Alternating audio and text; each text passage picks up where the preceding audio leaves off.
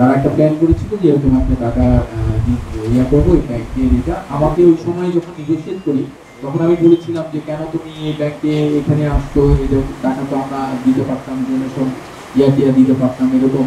তো বলছে না, এই ব্যাংকে কর্মকর্তারা সবাই হলো দুর্নীতিবাজ। এই দুর্নীতিবাজ ব্যাংকের কর্মকর্তা, এরা হলো ব্যাংকে সব ইয়া করে, মানে এইটা ওদের একটা ভাষ্য ছিল। তো ওরা একটা পরিকল্পনা নিয়েছিল, এটা ঠিক।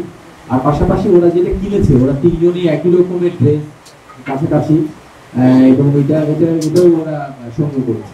ভাই তারা কি ছাত্র কিনা তাদের? আর একটা হলো ওরা ওরা হ্যাঁ পড়াশোনা করে, ওরা ওরা পড়াশোনা করেছে, মাদ্রাসার ছাত্র। এখন পড়াশোনা করছে না। একজনের আবার ড্রাইভিং লাইসেন্স আছে, ও কিন্তু ড্রাইভার। ওরা এই এলাকাতেই থাকে। ওরা যে একজন 22 বছর, সে সাভার এলাকায় ছিল, ওখানে একটু গাড়ি ড্রাইভিং করতো, প্রাইভেট কার চালাইতো। আর ওর হোম ডিস্ট্রিক্ট অ্যাকচুয়ালি গোপাল, আর কাশিয়ানিতে হোম ডিস্ট্রিক্ট। আর বাকিগুলো দুজন এখানে লোক, এখানে দুজন এখানে লোকাল।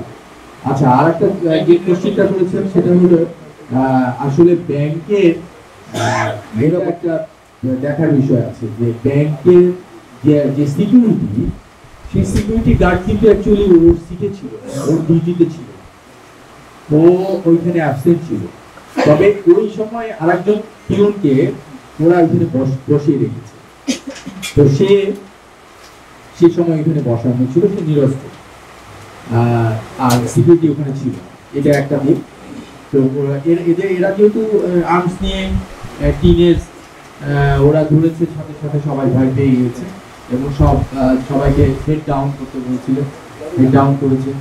তারপরে ওরা যে অপারেশনটা সেটা করছে। কিন্তু এটা ওরা আবার আমার সাথে যখন কথা হচ্ছিল, তার আগে ওরা কিছু টাকা মানে ব্যাগে দিয়ে নিয়েছিল। তারপরে যখন কথা হচ্ছিল, ওদের প্রয়োজন হলো, বলছিল আমাদের প্রয়োজন হলো 15 লক্ষ টাকা।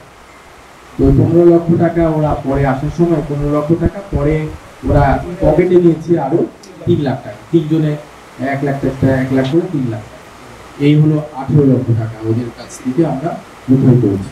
মোহিত ভাই, তিনজনকে আপনারা আটক করেছেন বা আপনাদের কাছে আত্মসমর্পণ করছে, এর বাইরে কেউ ছিল কিনা ওদের সাথে জড়িত?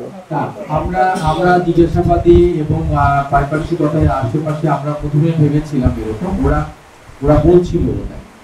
তো পরে আমরা এখানে জিজ্ঞাসা করলাম যে তোমরা তো বললা যে বাইরে অনেক কোনোদিন লোক আছে, কোনোদিন একদম আপনাদেরকে ঘরে থাকতে বলেছি, তো আপনারা এটা থাকে। তো আমরা আরো কিছু যাতে মাছের জন্য একটা মোবাইল আছে, এটা নিয়ে আমরা আরো কিছুগুলো আগাচ্ছি।